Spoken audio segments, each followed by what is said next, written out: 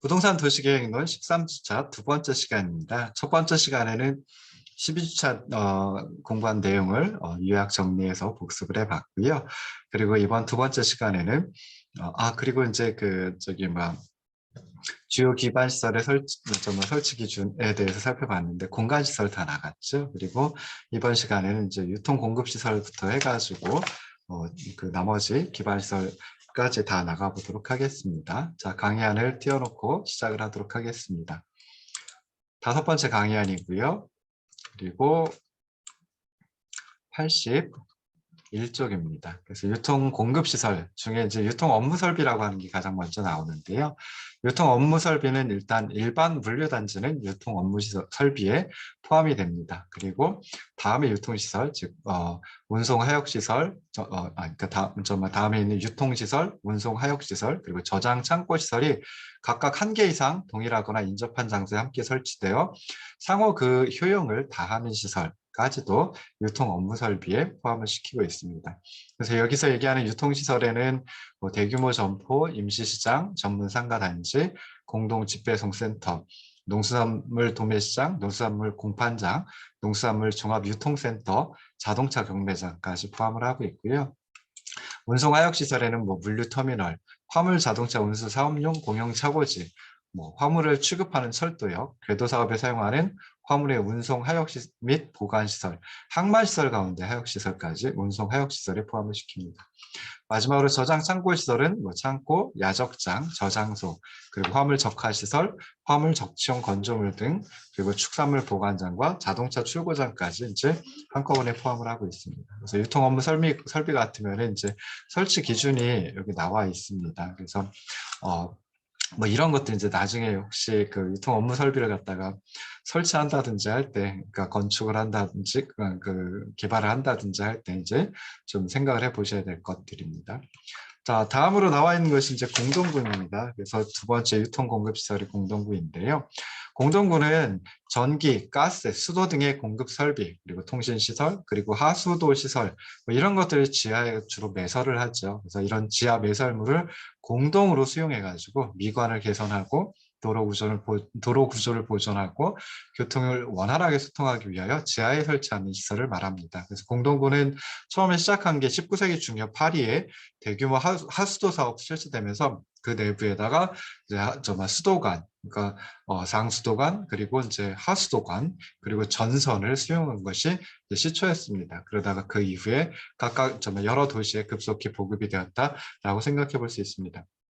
자, 공동구를 설치할 때 장점을 갖다가 한 세 가지 정도 생각해 볼 수 있습니다. 그래서 첫 번째는 우리가 도로든지 도로 외에 보도라든지 이런 것들 보면은 그 속에 이제 그 매설물들이 있기 때문에 여러 번 그 노면을 갖다 이렇게 굴착을 해야 되겠죠. 그러니까 파헤쳐야 되겠죠. 그러다 보면은 도로를 파헤치면 이제 교통장애가 발생을 할 수 있고 그러는데 그런 교통장애를 줄일 수가 있고요. 그리고 노면을 계속 파헤치질 않으니까 아무래도 내구력을 증대시킬 수 있고 그다음에 노면 유지 비용을 좀 줄일 수 있는 그런 장점을 첫째로 가지고 있습니다.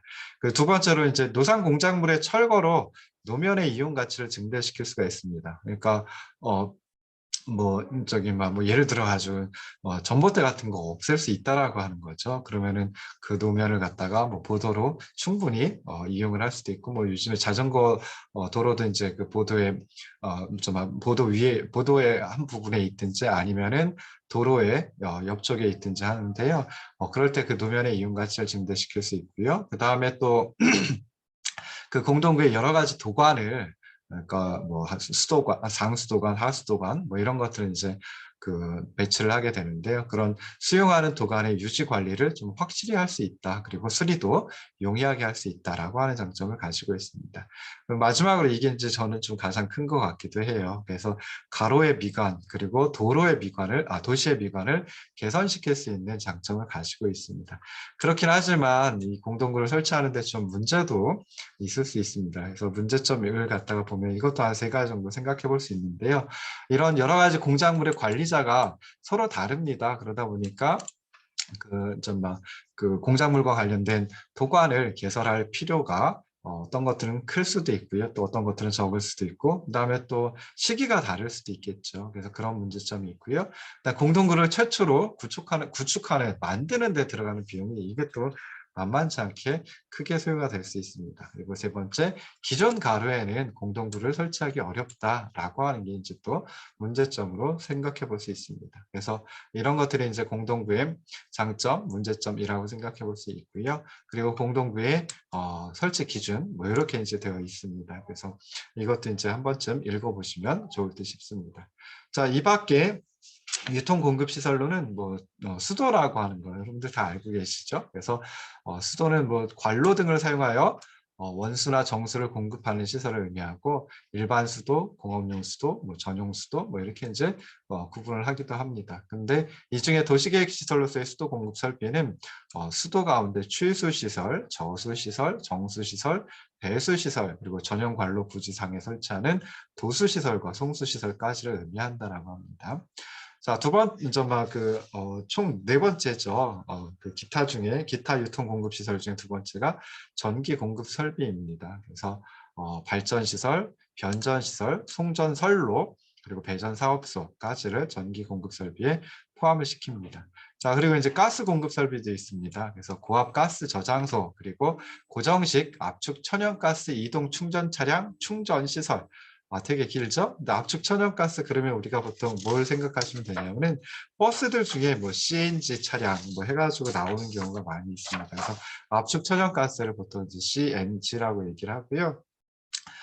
그다음에 이제 액화석유가스의 용기 충전 시설, 그리고 자동차에 고정된 탱크 충전 시설, 도시가스 공급 시설까지를 의미합니다. 여기서 액화석유가스는 우리가 흔히 LPG라고 얘기를 하죠. 그리고 도시가스는 LPG도 있고 LNG도 있습니다. 그래서 LNG는 그 액화 천연가스를 갖다 의미를 해요. 그래서 이런 압축 천연가스, 액화석유가스, 액화 천연가스, 그래서 CNG, LPG, LNG 뭐 이런 것들과 관련되어 있는 것이 가스 공급 설비이다라고 생각하시면 좋을 듯 싶습니다. 그리고 가스 공급 설비의 설치 기준도 이제 나와 있으니까 한 번쯤 읽어보시고요. 그럼 열 공급 설비라고 하는 것도 있습니다. 그래서 집단 에너지 사업에 허가를 받은 자가 설치하는 열원 시설 그리고 열 수송 시설을 한꺼번에 열 공급 설비라고 얘기를 합니다. 자, 그리고 방송통신시설도 있는데요. 이건 국가 또는 지방자치단체가 설치하는 사업용 전기통신 설비, 무선 설비, 그리고 유선 방송국 설비까지를 갖다가 의미합니다. 자, 그리고 이제 유통공급시설의 시장도 있습니다. 그래서 여기서 시장은 어떻게 보면 좀 규모가 큰 시장을 갖다 의미해요. 그래서 대규모 점포 및 임시시장, 그리고 농수산물 도매시장, 농수산물 공판장, 농수산물 종합유통센터, 가축시장, 뭐 이런 것들까지이다라고 생각을 하시면 좋을 듯 싶습니다.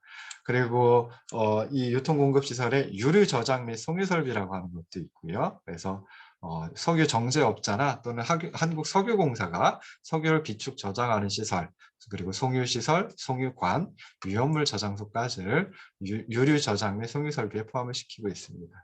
자, 네 번째 큰 분류로 공공문화체육시설이 있습니다. 그래서 이 중에는 이제 학교라는 것부터 살펴볼 수 있는데요. 도시계획시설로서의 학교는 유치원, 초등학교, 중학교, 고등학교, 특수학교, 그리고 대학, 산업대학, 교육대학, 전문대학, 원격대학, 그리고 국가 또는 지자체가 설치 운영하는 각종 학교, 학교에 상응하는 외국 교육기관까지를 의미를 합니다. 그런데 학교는 통합권의 범위, 그리고 주변 환경의 정비 상태 등을 종합적으로 검토해가지고 건전한 교육 목적 달성, 주민의 문화교육 향상에 기여할 수 있는 중심시설이 되도록 결정하도록 하고 있습니다. 그리고 지역 전체의 인구 규모, 그리고 취약률을 감안한 학생 수를 추정해가지고 지역별 인구 밀도에 따라 적절한 배치 간격을 유지하도록 하고 있는데요. 조금 더 구체적으로 살펴보면 초등학교는 2개의 근린주거구역 단위에 1개의 비율로다가 설치를 하도록 하고 있습니다. 그러니까 근린주거구역 단위가 반경 500m였죠. 그래서 그거 그 2개의 초등학교는 1개가 설치되도록 하고 있고요. 보통 이 근린주거구역 하나에 그 2,000에서 3,000 가구가 거주하는 경우가 많다 그럽니다. 그러니까 2개니까 4,000에서 6,000 가구 정도 거주하고 있을 때 그때 이제 초등학교를 하나 설치하도록 하고 있고, 중학교하고 고등학교는 이제 근린주거구역 3개마다 1개씩 배치하도록 뭐 이렇게 하고 있습니다. 그렇죠. 뭐 이외에도 있겠죠. 그래서 관할 교육장이 필요하다고 인정해서 요청하는 경우에는 2개의 근린주거구역 단위에 1개의 비율, 이거 초등학교 설치할 때요. 그것보다 더 낮은 비율로 설치할 수도 있고요. 그다음에 초등학교는 학생들이 안전하고 편리하게 통학할 수 있어야 되겠죠. 그래서 다른 공공시설의 이용 관계까지 고려해가지고 보통 통학거리는 1,500m 이내로 하고 있습니다. 초등학교의 경우입니다. 자, 두 번째 공공문화체육시설에 체육시설이 들어가 있습니다. 그래서 도시계획시설로서의 체육시설은 일반인의 이용에 제공하기 위하여 설치하는 전문체육시설, 생활체육시설을 의미하고요. 체육시설, 경기장시설, 종합운동장까지로 이제 구분을 해볼 수 있습니다. 그래서 여기서도 이제 체육시설의 설치 기준 해가지고 쭉 나와 있고요. 자, 그다음에 세 번째 공공문화체육시설이 청소년 수련시설입니다. 청소년 수련시설은 뭐 한 6가지 정도가 있어요. 그래서 청소년 수련관, 청소년 수련원, 청소년 문화의 집, 청소년 특화시설, 청소년 야영장, 유스 호스텔까지를 이제 청소년 수련시설이라고 얘기를 합니다. 이런 청소년 수련시설을 2가지로 또 크게 구분을 해볼 수 있는데요. 하나는 생활권 청소년 수련시설, 그리고 나머지 하나는 자연권 청소년 수련시설입니다. 생활권 청소년 수련시설이라고 하는 것은 청소년 수련시설 가운데 우리가 생활하고 있는 권역, 그 내부에 위치하고 있는 것이다라고 생각해 볼 수 있고요. 자연권 청소년 수련시설은 그렇지 않겠죠. 그래서 우리가 좀 멀리 나가야지 이제 이용할 수 있는 수련시설을 의미합니다. 그래서 생활권 청소년 수련시설은 일상적인 생활권 안에서 청소년이 수시로 이용하기 편리한 곳에 설치를 하도록 하고 있고요. 그다음에 자연권 청소년 수련시설은 수려한 자연 환경을 갖춰서 자연과 더불어 여러 가지 수련 활동을 하기에 적합한 곳에 설치하도록 하고 있습니다. 그래서 뭐 이런 것들이 있다라고 생각하시면 좋을 듯 싶고요. 다른 기타 공공문화체육시설의 공공청사라고 하는 것도 있고요. 그래서 공공청사도 굉장히 좀 우리는 그냥 쉽게 생각하면 뭐 정말 시청 청사, 뭐 구청 청사 뭐 이런 것들 이제 주로 생각을 하는데요. 그런 것들뿐만이 아니라 그래서 국가 또는 지방자치단체 청사뿐만이 아니라 주한 외교관에게 빌려주는 공간, 그러니까 뭐 대사관이라든지 영사관이라든지 이런 것들이 있고요. 그 다음에 교정시설 가운데 교도소, 구치소, 소년원, 소년분류심사원까지를 공공청사라고 얘기를 합니다. 자, 그리고 이제 기타 공공문화체육시설 가운데 문화시설도 있습니다. 그래서 문화시설이 예전에 뭐 도서관, 뭐 이렇게 해가 좀 잘게 몇 개로 쪼개져 있었는데요. 하나로 이제 합쳤습니다. 그래서 국가 등이 설치하는 공연장, 박물관 및 미술관, 그다음에 뭐 지방문화원, 그리고 이제 그 문화예술 활동에 지속적으로 이용되는 시설, 문화산업진흥시설, 문화산업단지, 과학관, 전시시설, 그다음에 국제회의시설, 전문도서관까지를 문화시설이라고 이제 얘기를 하고 있습니다.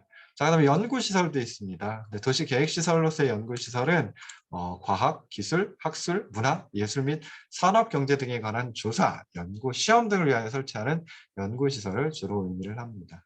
사회복지시설도 있고요. 공공직업훈련시설도 있습니다. 그래서 이런 식으로 해가지고 공공문화체육시설 다 살펴봤습니다.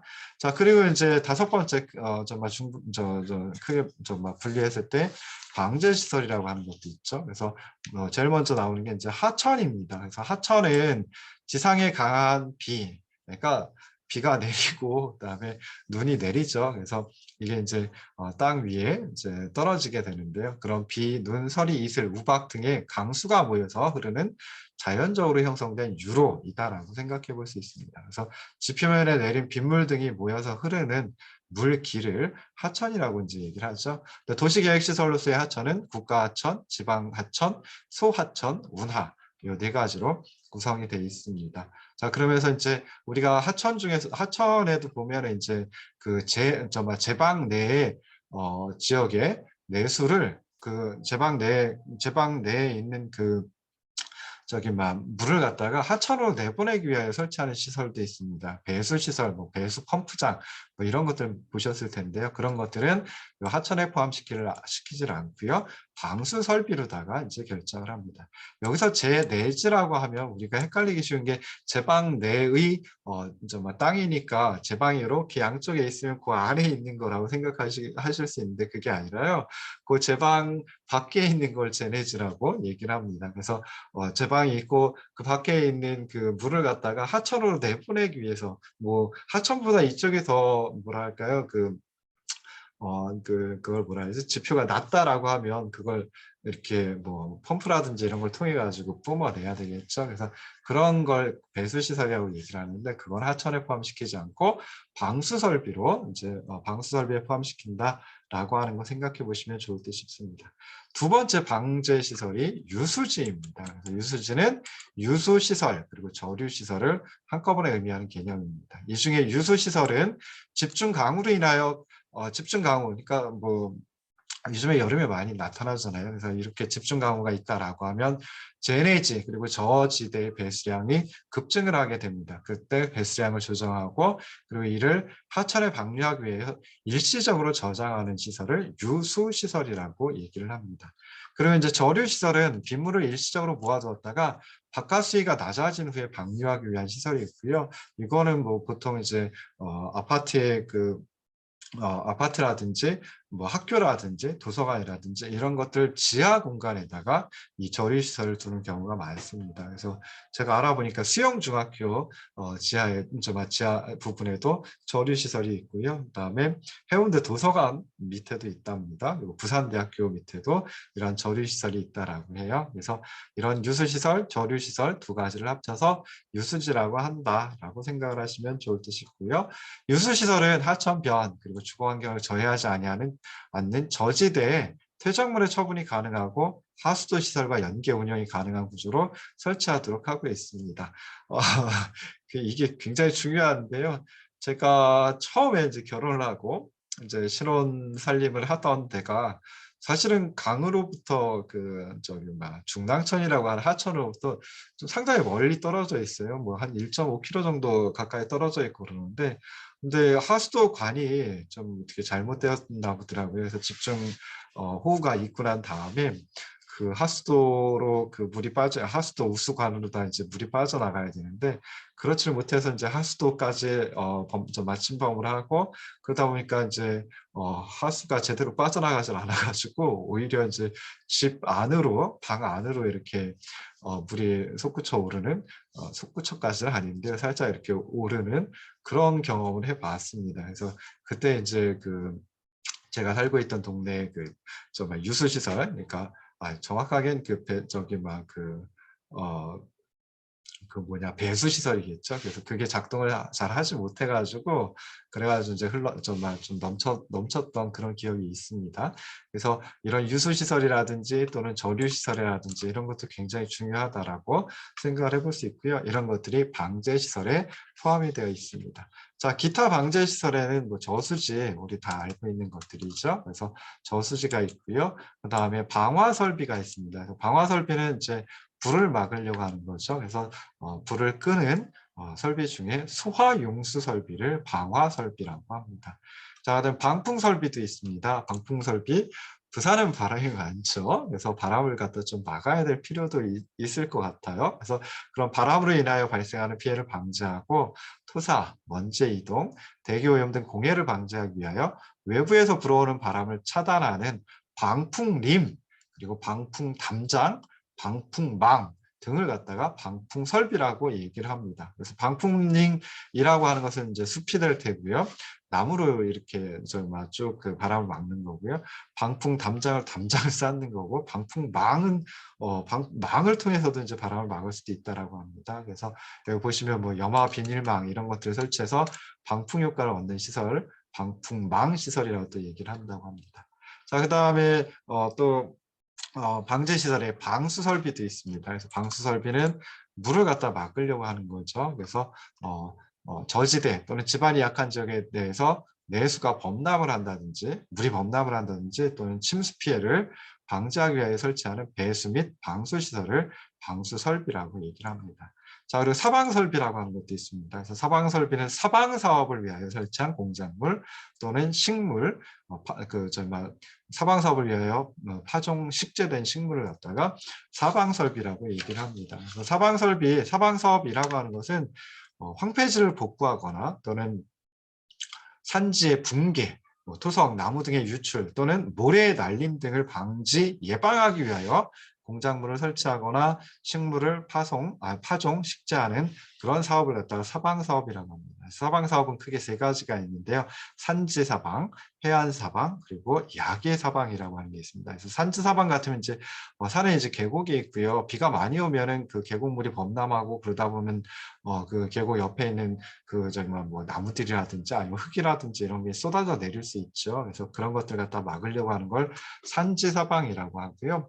그다음에 해안 사방은 해안가에 있는 물이 정말 모래가 이렇게 물에 휩쓸려 내려간다든지 할 수 있거든요. 그래서 그걸 막으려고 하는 거고, 야계 사방은 그러니까 들에도 그 조그만 하천들 계곡은 아니지만 하여튼 조그만 것들이 있죠. 그래서 그런 것을 야계라고 이제 얘기를 한다고 합니다. 그래서 거기서 이제 흙이 이렇게 쓸려 내려가는 거, 뭐 이런 것들을 막으려고 하는 서방 사업이라고 생각을 하시면 좋을 듯 싶습니다. 이 서방 사업이 사실은 굉장히 좀 중요해질 뻔도 했었어요. 그래서 이제 뭐 정치적으로 듣지는 마시고요. 뭐 이명박 대통령 그러면은 가장 많이 생각나는 게 이제 4대강 사업 또는 이제 운하를 이렇게 만들려고 했었던 걸 기억을 할 수 있죠. 근데 이제 그 다음에 박근혜 정부가 들어서고 난 다음에 그 일부 공무원들 산림청에서 좀 추진하던 게 이 그 산지 사방 사업이었습니다. 그래서 그 산에 보면 계곡들이 있는데 그 계곡에 이제 비가 많이 오면 물도 많아지지만은 물 많아지면서 옆에 있는 흙이 쓸려 내려간다든지, 뭐 심한 경우에는 엄청나게 심하게 쓸려 내려갈 수도 있습니다. 그러면서 또 나무도 쓸려 내려가기도 하고, 뭐 그러면 이제 계곡이 계곡으로서의 역할을 하지 못하는 그런 경우도 이제 나올 수도 있게 되겠죠. 그래서 산에 있는 계곡들 그 물에 쓸려 내려가는 것을 갖다 이제 방지하기 위해서 이 산지 사방 사업을 하려고 그랬었습니다. 그래서 그 옆에다가 정말 돌담 같은 걸 쌓는다든지 해가지고 하려고 그랬는데요. 이게 또 이제 굉장히 큰 사업이 될 뻔했었습니다. 그런데 이제 정말 그만뒀다라고 얘기를 하더라고요. 자, 마지막 방제 시설이 방조 설비입니다. 그래서 방조 설비는 해안에 설치된 제방 많이 볼 수 있죠. 부산에서는. 그래서 이걸 갖다 이제 방조 설비라고 얘기를 하는데요. 실제로 이제 도시계획 시설로서의 방조 설비는 항만 시설, 어항 시설 가운데 방조제가 있고, 그다음에 농업을 목적으로 해안에 설치된 방조제도 있을 수 있습니다. 그래서 이런 것들을 방조 설비라고 얘기를 합니다.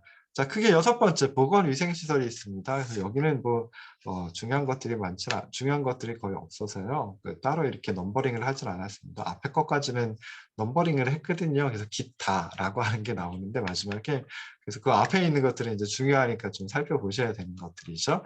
보건위생시설 첫 번째 이제 장사시설이 있습니다. 장사시설은 예전에는 사실 화장시설, 공동묘지, 봉안시설, 자연장지, 장례식장 이렇게 따로따로 구분이 되어 있었는데, 이 5가지를 한꺼번에 이제 장사시설로 장사시설에 포함시켰습니다. 그래서 화장시설은 다들 아실 테고요. 공동묘지도 다 아실 테고요. 근데 공동묘지는 국가가 운영하는 국립묘지, 그리고 공설묘지, 그리고 사설묘지 중에서는 일반의 사용에 제공되는 묘지까지를 도시계획시설로서의 공동묘지에 포함을 시키고 있습니다. 자, 그다음에 봉안시설이라고 하는 것도 있죠. 그래서 봉안시설은 이제 예전에 납골시설이라고 부르기도 했었어요. 납골당이라고 이제 주로 또 얘기를 하기도 하죠.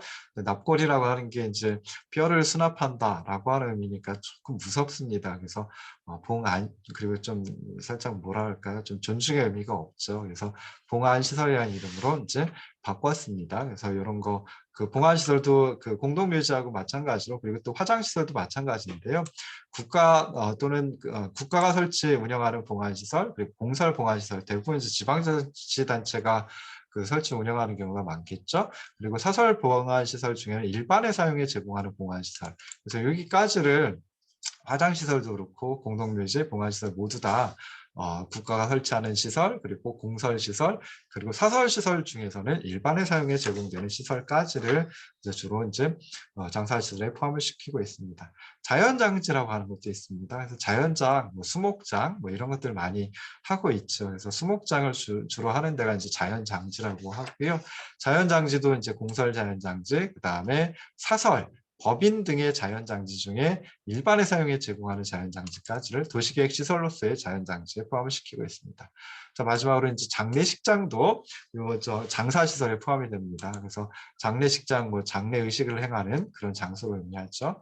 자, 그 다음에 보건위생시설 중에 두 번째 도축장이 있습니다. 도축장 아시죠? 집유장, 축산물 가공장 또는 축산물 보관장까지 도축장에 이제 함께 설치를 할 수도 있대요. 그래서 있고요. 그다음에 세 번째 보건위생시설이 종합의료시설입니다. 그래서 300개 이상의 병실 그리고 7개 이상의 진료 과목을 갖춘 병원, 한방병원, 요양병원 그리고 종합병원까지를 종합의료시설이라고 얘기합니다.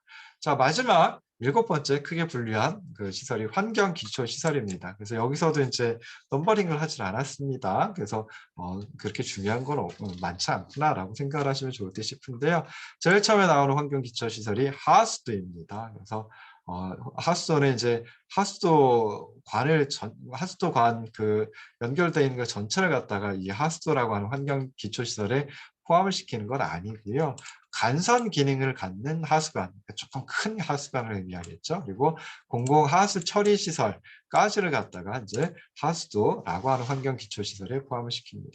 자, 두 번째 환경 기초시설이 폐기물 처리 및 재활용 시설입니다. 뭐 많이들 알고 계시죠? 그래서 폐기물 처리 시설, 그다음에 또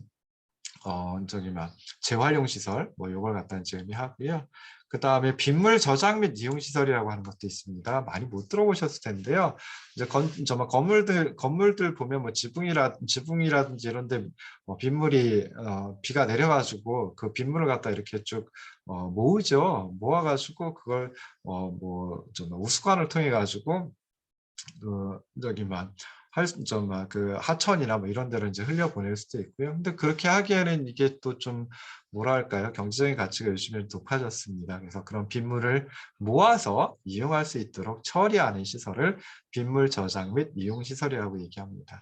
자, 그리고 이제 수질오염 방지 시설도 이 환경 기초 시설에 포함이 됩니다. 그래서 뭐 폐수 종말 처리장, 그다음에 뭐 가축 분뇨 처리 시설, 그다음에 분뇨 처리 시설, 뭐 그다음에 폐수 처리 시설, 뭐 이런 것들이 이제 수질오염 방지 시설이다라고 생각해 볼 수 있고요.